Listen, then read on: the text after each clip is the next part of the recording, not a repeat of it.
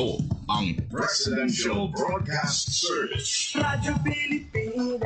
Radyo Publiko ng Bagong Pilipinas para sa Bagong Pilipino. Naghahatid ng mahahalagang balita at impormasyon na guugnay ng pamahalaan sa sambayanan.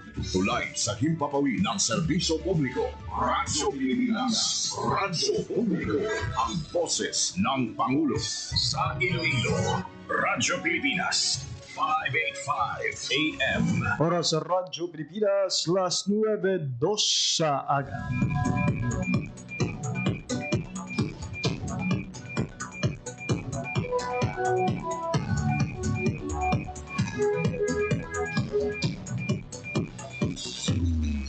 Western Visayas, Panay Island na tinamaan itong island-wide blackout. Ang pagsulod muli sa Maasin Watershed. Pinaka-purpose na ini para sa operation nato. We have that in collaboration with the party. I am again standing up.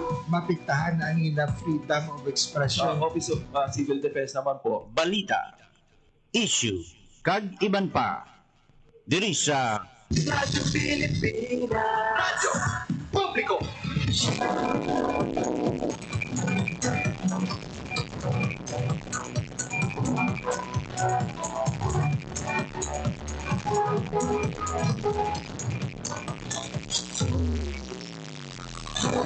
Ayugaga Pilipinas, Mayraga Western Visayas, Nadkag probinsya sa Iloilo kag kutob sa malabutan sa amon pagserbisyo. Tinggaman nga bahin sa kalibutan gatag kami sa katahuran. Mayong aga, good morning sa inyong atanan. Fabian, welcome sa Sarabang Kilisyon sa pagpalagad sa programa Balita, Issue, Kagiban pa. Ano kita karon sa Lunes, Hunyo 23, tuwing 2025. Mabiyan inina ang ika-4 sa libatanan ka Lunes, mga bulan sa Hunyo tuwing 2025. O ang niwalagan, JP Harvard. Ikot na kita until 9:55 in the morning sa pagdulong sa mga balita kang impormasyon na turatipon sa palibot sa rehiyon at sumungman. Mga nanuatuhay ng mga ahensya sa gobyerno diri sa Western Visayas. Yan, subong adlaw sa Lunes, Hunyo 23 sa ulog ang ukod sa 127 nga kuna dumabyan ang anibersaryo ng pagtukod sa Department of Agriculture. 127 katuig ang nakaligan. As well as Mabian, today we celebrate the 127th anniversary of the Department of Agriculture.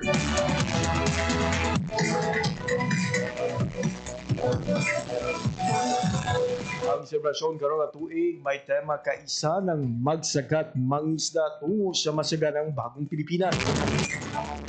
Ilang mga madugay atong igapabati mga biyar ang nanging mensahe the Department of Agriculture Western Visayas Regional Executive Director Dennis Arpia sa sining selebrasyon kadungan sa ila sining flag raising ceremony subong iyang Lunes. Aga pasiplat man kita sa pila ka mga balita kan sa mga ahensya sa gobyerno nangay sa Department of Agrarian Reform kag Department of Trade and Industry. Mga update mga biyan sa mga programa nga napatuman sa Negros Occidental, Bacolod City, kag iban pa nga probinsya sa Western Visayas.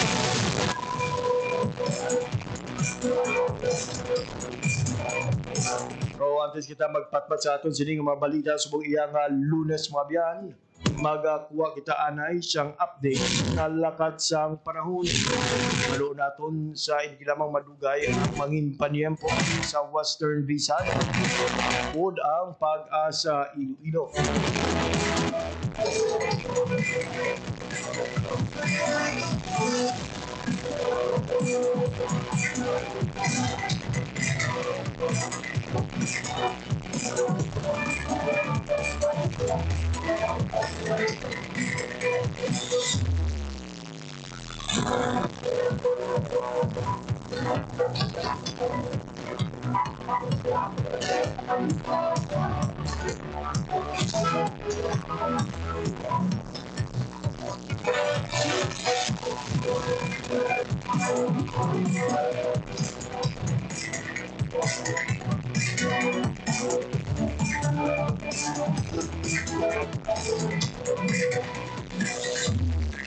Oras sa Radyo Pilipinas, alas 9:07 na sa aga sa sining oras. Makaupo natin sa aton nga linya si Ma'am Leonor Silvestre sa DOST Pag-asa. Ma'am Leonor, good morning. Hi, hello everyone. Good morning. Among natin latest weather update para sa buong adlaw Monday, June 23, 2025. Southwest monsoon nag-apekto sa bilog nga pusod. Samtang may ginamonitor man kita ng isa ka tropical depression ngayara sa tago atong atong shipping area of responsibility. Iyan location is 2,425 km east, northeast of extreme northern Luzon. May maximum sustained winds na 55 km per hour near December, with gusts na up to 70 km per hour. Ang iya movement is from northwestward at 20 km per hour. Sama na nga tropical depression, wala man siya direkta nga effective sa diri sa ating Pilipinas. Tuntang diri naman sa Western Visayas, maka-experience siya katasang magulukad-umon, tugtog magkad-umon kanangitan, na may mga isolated na pag-ulan, pangulasod panag-uog, gabi na kit pahapon, tugkagabihon, tugas ang southwest monsoon. Mahinga tugtog makasarangan ng mga hangin natin dito sa Western Visayas nga maghahalin direction southwest to south nga magadala sa makanay tugtog makasarangan na pagbalod ng ating kadagatan. Forecast temperature natin generally nasa 25 to 32 degrees Celsius. Ang adlaw nagbutla kaginang 5:29 a.m. pag magkatulad ng 6:15 p.m. karon sa hapon. Kagamay ni natin latest weather update, halin diri sa Iloilo Doppler Weather Station. Ako si Marcel Vasquez, madamo na salamat. Ma'am Leonor, talaga pang doon ang mapagulaan sa nagligad nga weekend. Maybe no, the same bala nga sitwasyon o kondisyon ang posible ma-experiensyahan sa buong iya ng mga inadlaw. Yes, sir. Ang sa pababaw sir sa west or sa Wednesday kay mang nakusog ang ating southwest monsoon. So, probably maka-experience siya sa mga rain showers and thunderstorms.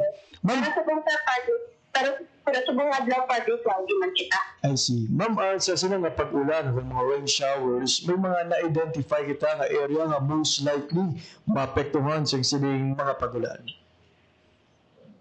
Ang answer, ang possible sir sa Sa mga sunod nga inadlaman, Buwas and until Wednesday.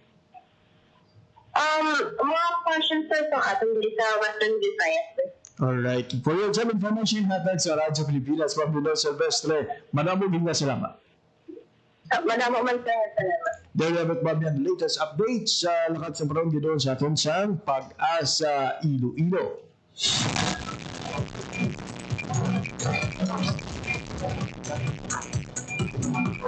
Sa sining oras, mabyan, mag-battle man kita sa mga update kan sa aton mga kogdanan Radyo Pilipinas News Team.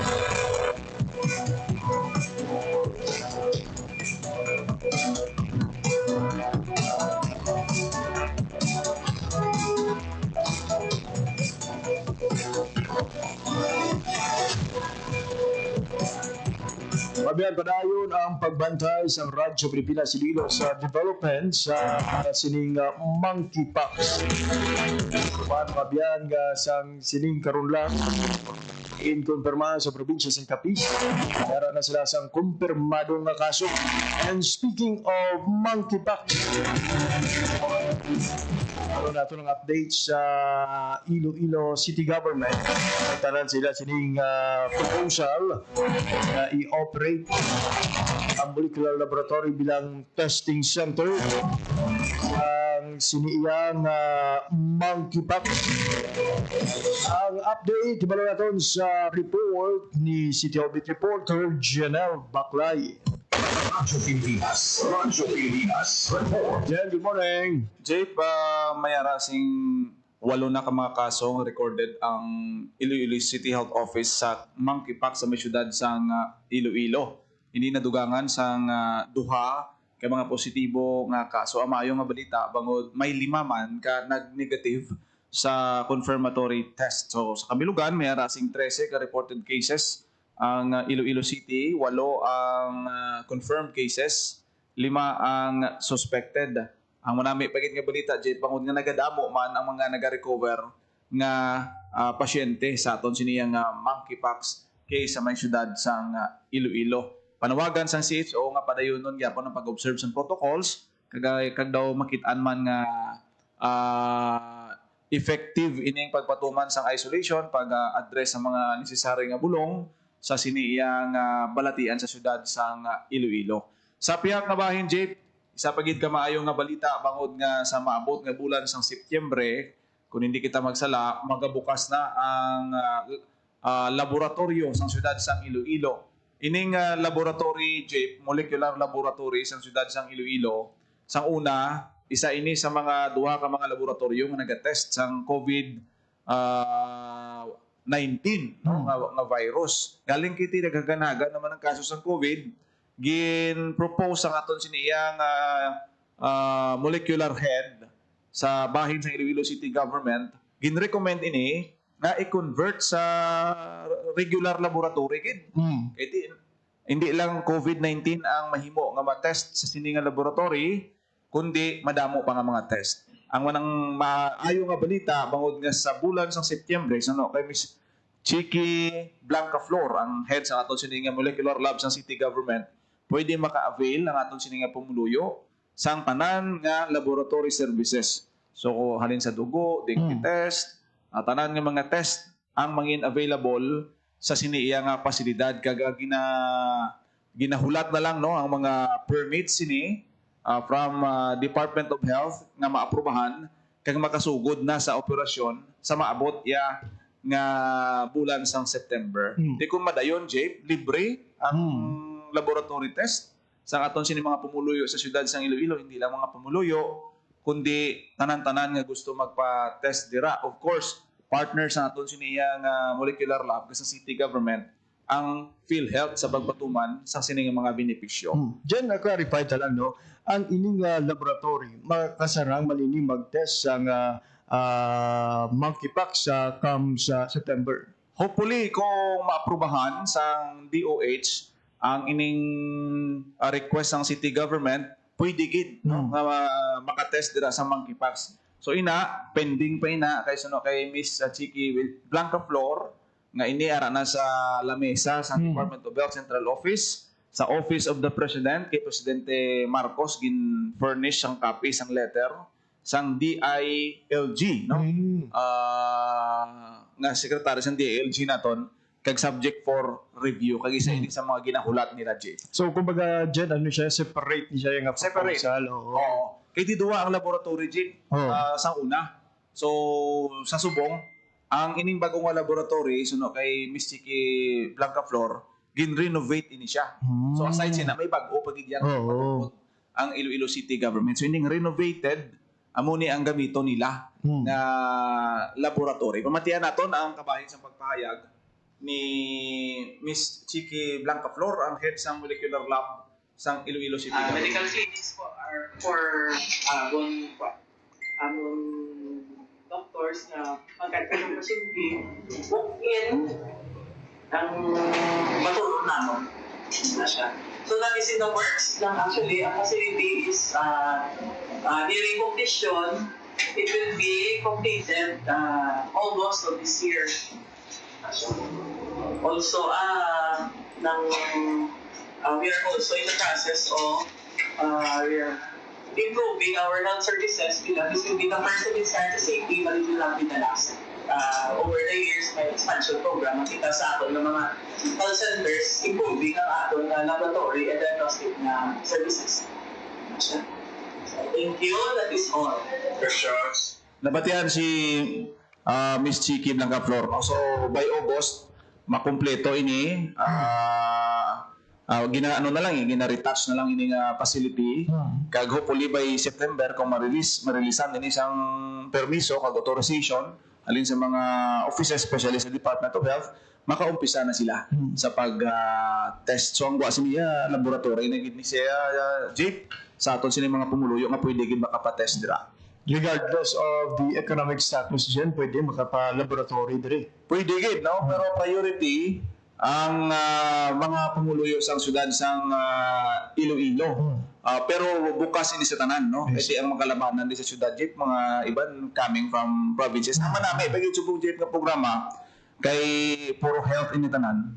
Ang Uswag Pharmacy bukas naman. So tanan ng mga district health centers may arasing pharmacy ang Iloilo City Government. So halimbawa mapa-check up kada automatic may bulong kada. Namin, no? Kag libre ini. Basta nga ikaw naka-undergo ikaw sang check-up and consultation. Pero kung ikaw wala ka pa-check up sa aton sini nga resident doctor, medical officer nga ara sa sina nga laboratory o kung sina nga district health center, hindi ka man maka-avail sa resita mo. Halimbawa may resita ko, no? Private, no? Ma-undergo ka lang sa reassessment kay kinahanglan as process nga nag-agi ka gid kay doc sa confirmation. Kaya hindi man pwede nga mapacheck up ka sa private clinic, lain na doktor, tapos masiling ka, ma-avail ko sang bulong. Ariyo, releasean mo ko sa mo sini. Kag wala ni limit dyan. For example, bido, maging mo siniyang ginabatsyag yan, medyo madugay-dugay, no? Kung kinahanglan sa mas malawig ng pagbulong, posible ka Japon Basta ara lang sa sulod sang laboratorio, ako sang pharmacy ang pinapabulong. Pwede gid ikaw marilisan kag nag-undergo ikaw sang reassessment or pa-check up sa aton sining medical officer. So pwede mo gid na ma-avail. Pwede ka makakadto pa-check up ka. Ang mga bulong sa high blood kung ano ang available dira, ma-access nimo sa aton sining district hospital. Kay may bulong na sa una ati hasta lang sa resita mo. Pero subong mo refer ka to, pwede ka kadto sa laboratorio o kung sa pharmacy kang magkuha sa imo sining bulong kang nangin epektibo na gid subong kang naga-exist na gid ang aton nga pharmacy. So plus mo pagid ini ang laboratorio ta, plus pagid ang request sa monkeypox na approval, magdulungan ni hindi na kita mabudlayan ang pumuluyo sa syudad sa pagpa-check bisan pa sa mga monkeypox cases naton. Grabe, no? With less than a week o na eksakto, isa na gila kasi manang nabilin, no? Sa termino ni Mayor Trias, madamo pa siyang palagas na programa para sa kaglawas sa mga Ilonggo dyan. So kung tanawon mo, Jeep, ang madamo sa mga activities na nadigad, launching, mga launching sa mga proyekto. So daw departing, ano naman lang ni Mayor Trias, nga masilyuhan ang ini nga mga kontrata,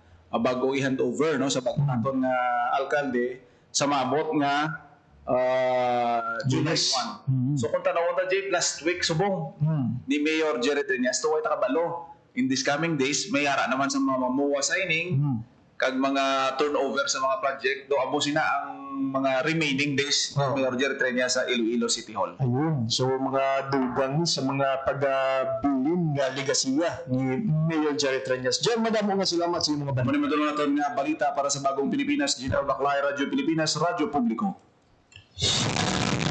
There we have it, Babian. Latest updates sa Iloilo City Government. Pero sa Atty. General Baclay, atong City Hall Pit Reporter. Samtang sa ibang pa natin nga balita, Babian. Kita naman halin sa Kapitolyo. Nagparumpa na sila tinitag sa mga katungdanan. Pila ka mga newly elected official kag re-elected official ang banwas ang badyangan. Ang Hunyo 20 mabiyan sa ginapangunahan ni Governor Arthur Defensor Jr. oath-taking ceremony sang mga nagdalaog ng mga opisyal sa banwas ang badyangan led by Mayor Joseph Mamon. Po naman si Vice Governor-elect Lian Dibuque, 3rd District Representative Lawrence Defensor, former Governor Arthur Defensor Sr., hanggang iya siling asawa nga si Cosette Defensor. Ano naman sa Hunyo 17 ang badyangan. Tulog sila ika-58 nga Foundation Day. Ang buwas nga daw, Hunyo 24, ila naman nga sa Ulugon ang ila sining municipal fiesta. Ilang pagpanungog man silang patron San Juan Bautista.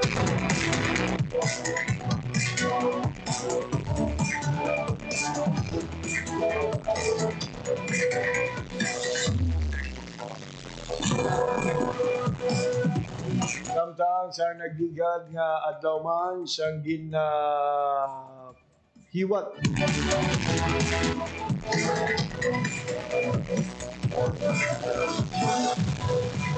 Pagpanumpa ni Congresswoman-elect Binky Tupas, administered by her husband, former Congressman Raul Buboy Tupas. Kaupod man nga nagpanumpa ang pila ka managdaraog opisyal sa idalom sang partido ni Congressman Buboy Tupas ang nagligad nga eleksyon. Kasabit nga oath taking mabyan ang luwat na Municipal Gymnasium Panwasang Barotac Viejo. So expect na po mga biyan ang pila ka mga transition sa tagsa ka mga kabanwahanan, especially for those nga bag-o ang alkalde nga magapungko diri sa syudad sang Iloilo. Sa maabot nga Hulyo mga biyan, pag-una ang mangin alkalde ang vice alkalde sang syudad sang Iloilo, person of Honorable Aisa Treñas Chu, anay councilor kag subong vice mayor-elect Navla Baronda.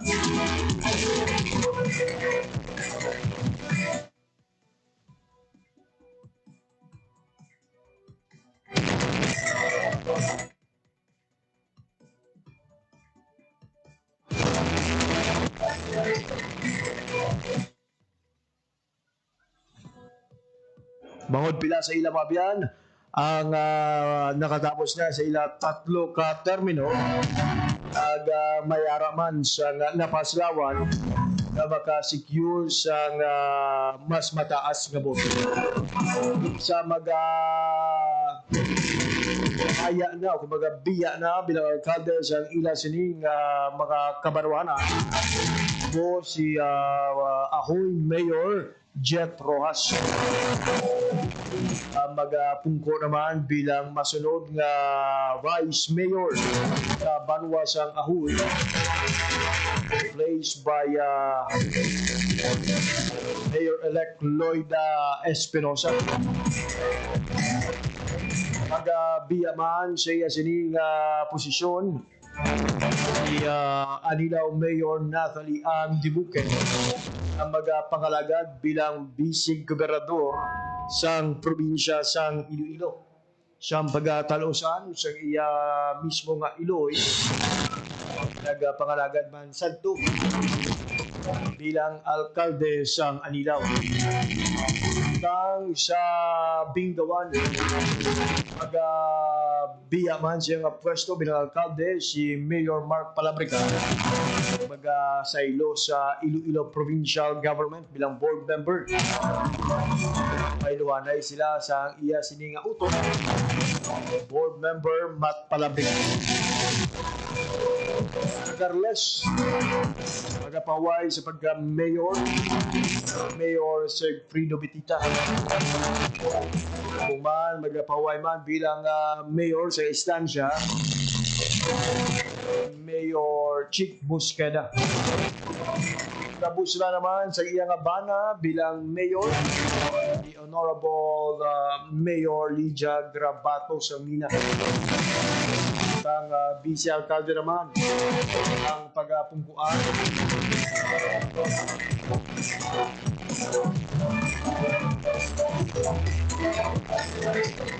ni Mayor Zel Sibilia, konsihal pagpungkuan ni Mayor Zel Sibilia sa Banwasang Yudosena. Ang magapahuway naman si Mayor Darwin Bahada.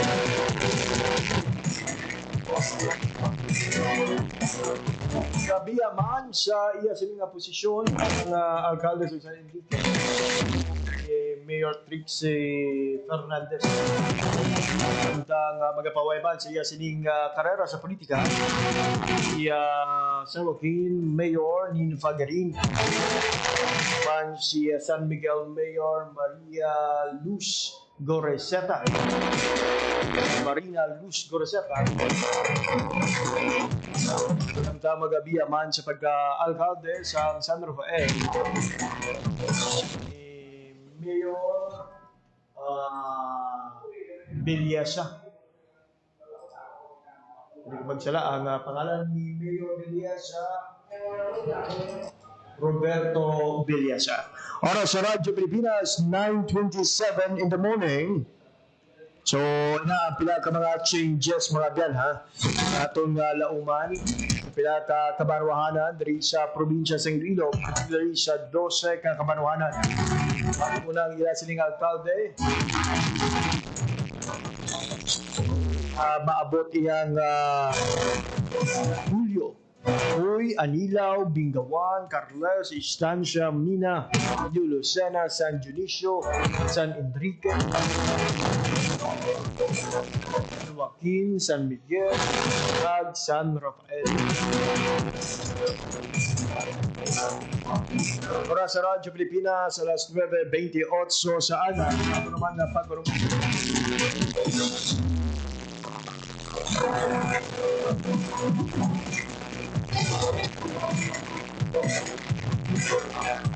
Di may kang tanan sa pagsaulog sa 127 nga anibersaryo sa Department of Agriculture sa Western Visayas atong hibaluon katapos ang pila ka pahanumdum. M, 1, 2, M. Balikat ulo, itapuitan, may mga susus. Huwag mong titigan ang hindi sa'yo at maging disenteng tao. Pare, ang catcalling ay isang uri ng sexual harassment. Di biro ang sexual harassment at di nakakamacho ang pang-aabuso. Isang paalala mula sa Philippine Commission on Women at panghimpilang ito. Ayan, sabot-saring impormasyon na naman ang dumadating sa'yo. Puro naman wait. Sa bilis ng panahon ngayon, mainam na maging mapanuri. Palaging tingnan kung galing sa mga opisyal na tanggapan ang mga mensahe o balita. Para hindi maging wit, always use your wit. Tiyakin ang katotohanan. Fake news ay labanan. This is a public service announcement by the Presidential Communications Office and the Presidential Broadcast Service.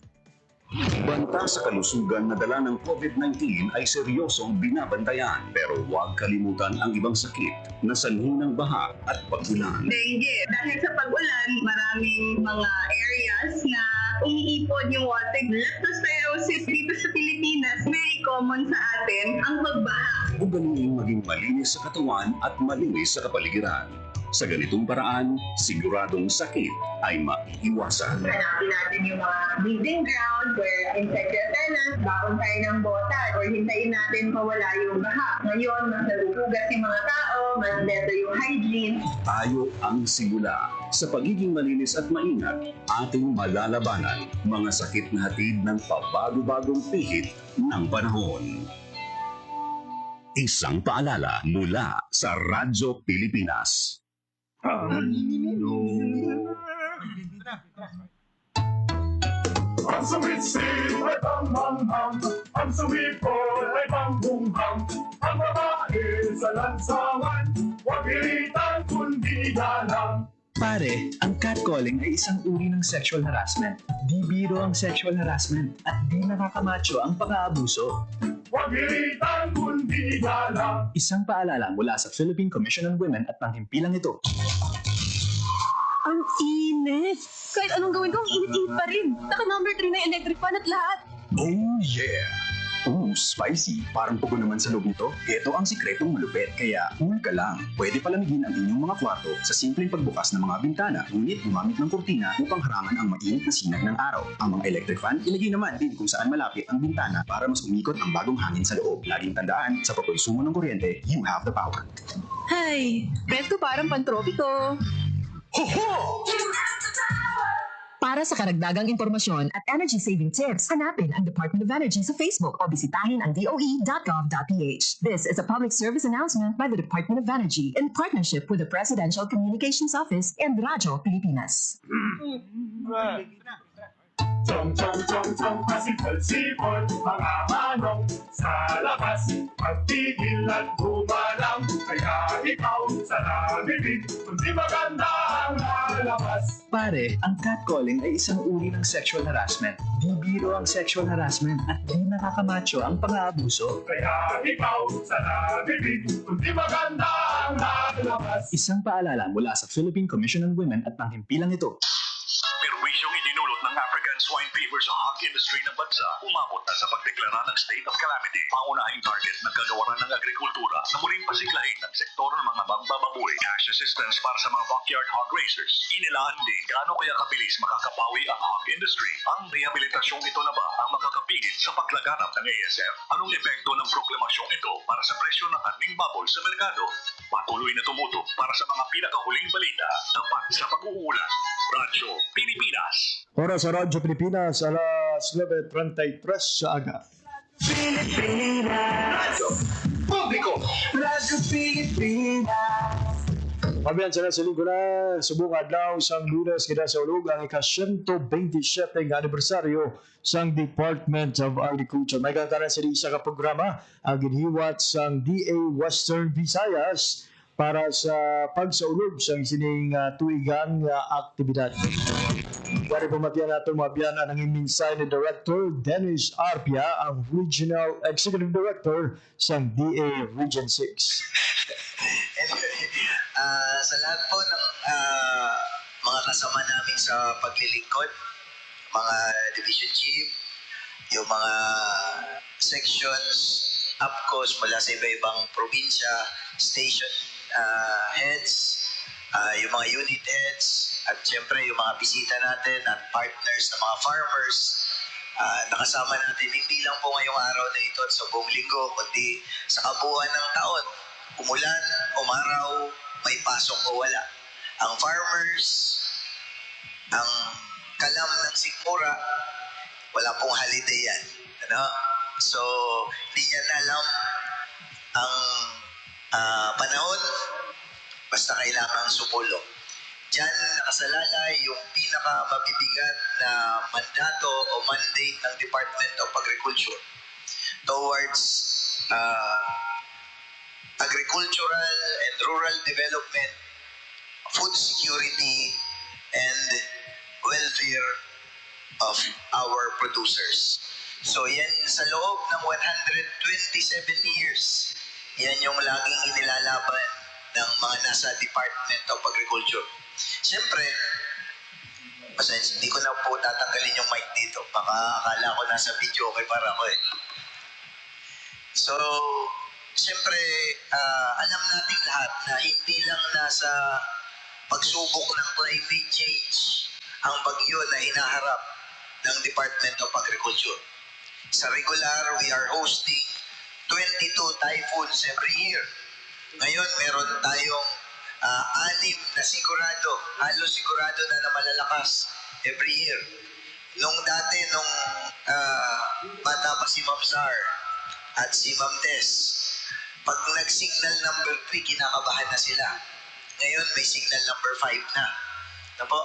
So, dati, yung mga lugar na hindi inuulan, ngayon, problema na nila kasi hindi lang sila inuulan, pinabaha pa sila sa Mindanao. So, yung lahat ng yan ay challenge na kailangan nating harapin araw-araw. Pero hindi lang yun. Marami pang bagyo na kailangan harapin ang buong DA family. Kasama dyan ang mga pagsubok ng intriga, politika, at iba pa. So, hindi lang sa internal, kundi pati yung mga geopolitical issues ay kailangan nating harapin. Katulad ngayon na meron na namang gera sa layo-layo, di ba? Middle East. Pero hindi lang yung mga may kamag-anak na mga nasa Middle East, particularly sa bahagi ng dun sa mga nagkakagulo ngayon, ang apektado. Kundi tayong lahat kasi ang unang epekto ng gera kapag ka merong sigalot sa gitnang silangan ay ang pagtaas ng presyo ng gasolina. Pagtaas ng gasolina, sama-sama na yan. Ang sabi nga nung tayo elementary chain reaction. Pero tayo sa agrikultura, ang kasunod na tatamaan dyan, fertilizer. Kasi ang ating inorganic fertilizer mostly ay petroleum-based. At wala tayong kakontrol-control. Those and more ang higit pang nagpapatibay sa atin na hindi natin pwedeng kalimutan na hindi tayo nandito dahil tayo ay nagtatrabaho lamang. We are here anchored on strong commitment and love for the country, especially doon sa ating mga magsasaka. Ang epekto ng ating patuloy, walang tigil na pagkakaisa para itaas yung kalagayan ng mga magsasaka ay yung pangkalatang food security ng bansa. We cannot bank on importation. Sa food security, dalawa lang naman po yan eh. Local production or importation. Ang Singapore ay isa sa pangalawa sa pinaka food secured country in the world. Yet is just producing 1% of its consumption. Pero, hindi tayo katulad ng Singapore. No? Wala tayong ganong kataas na buying power. Ang ating mga kababayan, 70% ay nandun sa challenging na pangkalagayan pagdating sa pagtatawid ng maghapon. Hindi tayo pa Singapore, at least for now. So kailangan nating patibayin ang ating food production. So yun ay nasa ating mga kamay. Hindi natin pwedeng tingnan na ang buhay ay pang ngayon lang. Ang mga taga-TA, dapat tayo ay mas malayo yung horizon. So dun sa pagbabago ng panahon, pagbabago ng global market, kasabay dapat tayong nag-a-adjust. O ang mas appropriate, dapat mas una tayong naghahanda. So, nandyan na yung teknolohiya. Pero kailangan makita ito dun sa ating mga ginagawa. Needless to say, kailangan nating maging mauna ng hakbang.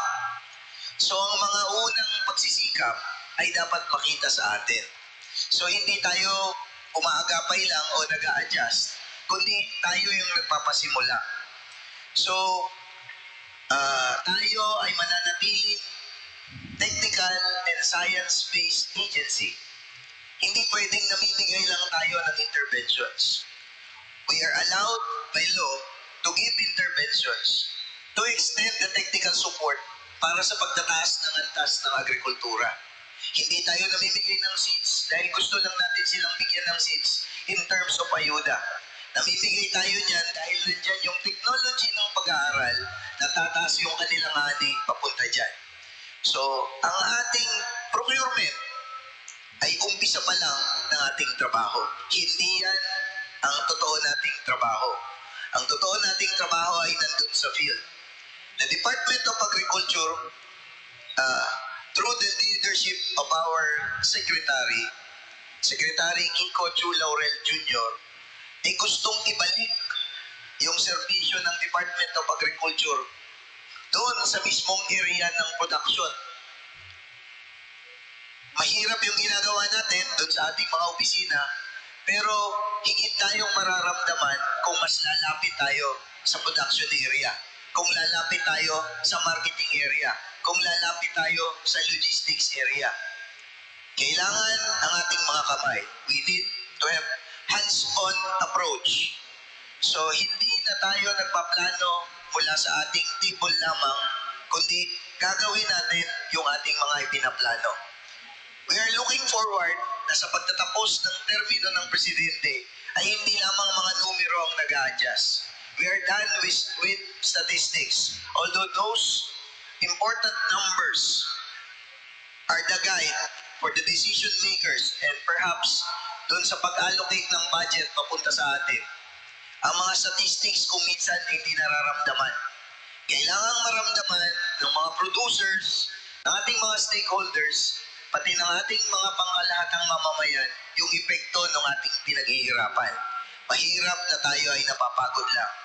The best reward that we could get ay hindi ang mga awards, hindi ang mga papuri, kundi yung assurance na yung mga katrabaho natin, yung mga kapwa natin nagtatrabaho sa field, ay nakikita yung epekto sa kanilang pamumuhay. Yan ang pinakamabisang reward na may uuwi natin sa ating pamilya na hindi mo na kailangang kwentahin kung gaano kalaking hirap, kung gaano kadaming pawis, pati luha pag minsan. Kasi pati love life minsan nasasakripisyo dahil sa ating mga ginagawa.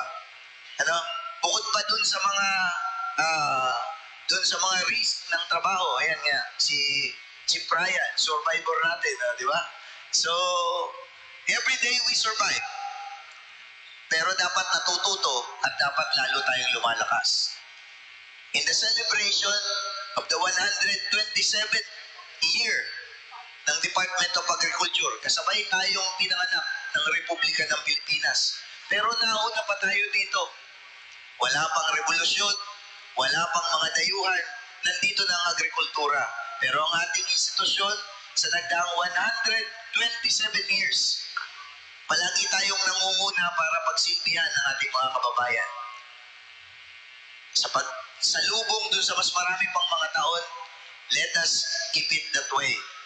Pero yung challenges na hinaharap natin, being the next food basket of the country, being the biggest food producer outside of Luzon, dapat may convert natin yan sa pinakamaganda ring option para sa ating mga kababayan na pumasok sa agrikultura at maging bahagi ng mga tagapagligtas ng food security, hindi lamang ng ating rehiyon, kundi ng buong bansa.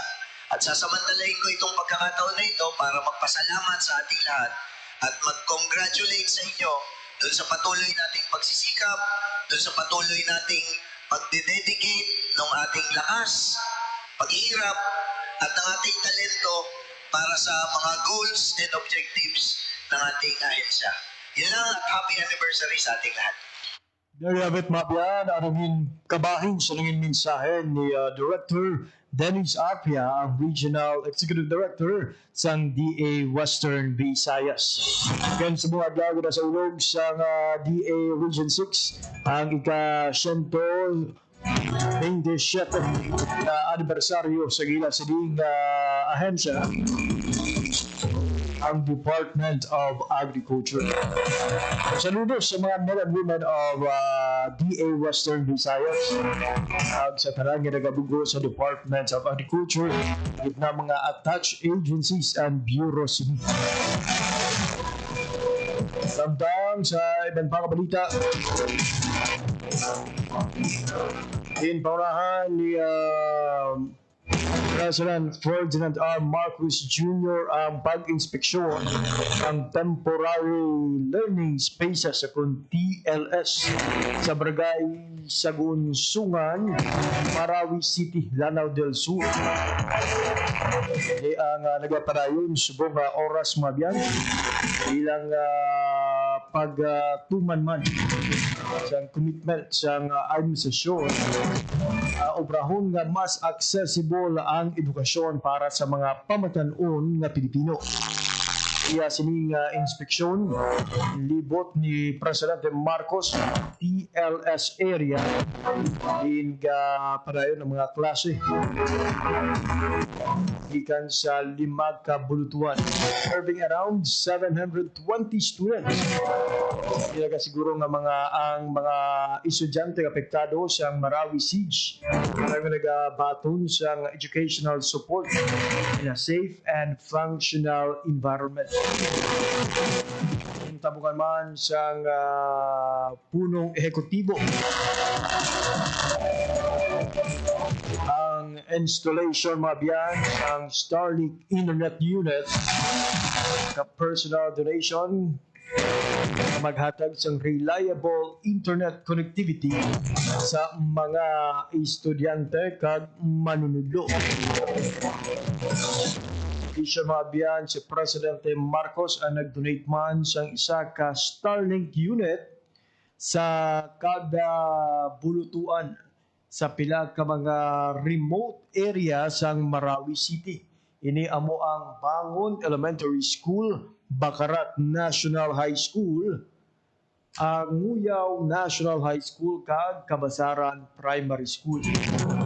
Ilang dugang nga suporta sa mga estudyante, ang Office of the President ang paragtag man sa school bags na may unod nga mga supply sa mga estudyante sa temporary learning spaces.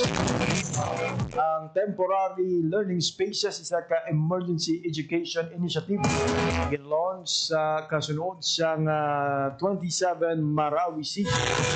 Nagahatag sa makeshift classroom sa mga area na ang mga bulutuan kung ang mga school building nagkalaguba kung nagapabilin nga inaccessible angod sang conflict. Ini nga learning spaces are constructed using tents, modular structure, on repurpose ng mga building. Gidesign ng mga biyan para masiguro nga masyadjante mo sa gihapon magbaton sa edukasyon yak sang displacement nagpanghangkat sa ilang recovery. Kita naton sa Facebook Live ang ongoing na aktibidad sang Presidente sa sining temporary learning spaces sa Barangay Sagunsongan, Marawi City, Lanao del Sur. Mismo ang Presidente nag-inspect ng laptop dungan sa pag-install sa internet connectivity. We hope daw nga sa siniya nga mga aktibidad sa nga Presidente, sini nga mga programa sa edukasyon, mas magalahan pagid ang aton sini nga mga estudyante all over the Philippines sa ila sini nga pagduon. Yang aton sini nga Department of Education ada yung gil nga nag-alala nagatiuha nga mahatag ang tanan nga kinahanglanon di lamang sa mga estudyante kundi pati na sa mga manunudlo diri sa Western Visayas. Oras sa Radyo Pilipinas 9:49 in the morning. Samtang natala na mga biyan nga hingadlan subong nga simana ang mga tagdaog sa labing unang Pelikula Agrario 2025 sang Department of Agrarian Reform Western Visayas. Ang ini nga paidis-indis mga biyan magpasundayag kag magpalapnag sa mga istorya sa mga ARB o mga Agrarian Reform Beneficiary tina ang mga ARB organization o kon ARBO. Ang pelikula nga ginubra sa mga college students sa Western Visayas kag Negros Occidental gikan sa 7 ka universidad ang Aklan State University, University of Antique, West Visayas State University, University of San Agustin, Central Philippine University, University of Negros Occidental Recoletos, kag La Consolacion College Bacolod. Ang magapaidis-indis na sining labing una Pelikula Agrario sa Western Visayas.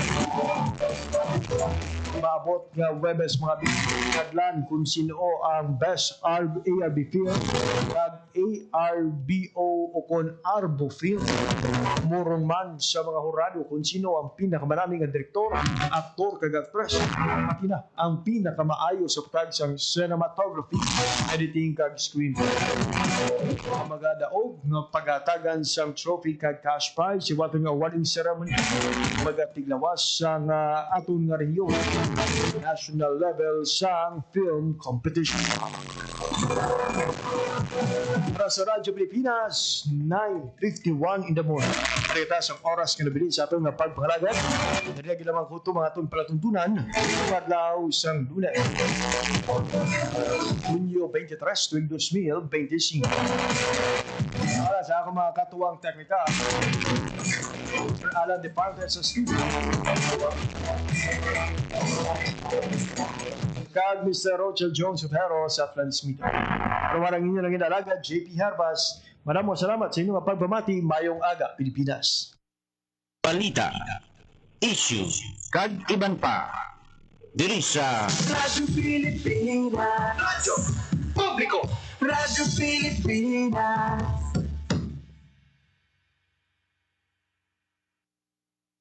Ang inyong tulay sa himpapawid ng serbisyo publiko, ang Presidential Broadcast Service, Radyo Pilipinas, Radyo Publiko. Radyo Pilipinas. Radyo Publiko. Kinilala ng pang-international at prestigyosong Asia Pacific Broadcasting Plus Awards 2025 para sa kategorya ng Government Streaming. Ito ay dahil sa epektibo nitong pagsasanib ng mga tradisyonal na media tulad ng telebisyon, radyo at print para masabayan ang mabilis na pag-inog ng mundo ng digital at social media tungo sa mas epektibong paghahatid ng mahahalaga at napapanahong mga impormasyon sa mamamayang Pilipino. Kinilala rin ang Radyo Pilipinas dahil sa patuloy na pag-akyat ng rating. Ngayon ay matatag sa pang-4 na pwesto sa Mega Manila ayon sa pinakahuling Nielsen Radio Audience Measurement Survey. At sa social media, nakamit ang higit 2,000% pagtaas ng bilang ng mga sumusubaybay sa Radyo Pilipinas page sa unang bahagi ng 2025. Patunay ito na ang inyong Radyo Pilipinas Radyo Publiko ay tunay na kaagapay ng inyong pamahalaan sa paghahatid ng serbisyo sa mga mamamayang Pilipino. Mula sa aming lahat, sa ngalan ng inyong pamunuan at mga kawani ng Presidential Broadcast Service, kasama ang inyong mga himpilan ng Radyo Pilipinas sa buong kapuluan. Maraming salamat po sa inyong lahat, sa inyong pagtangkilik at pagkilala. Radyo Pilipinas. Radyo Publiko.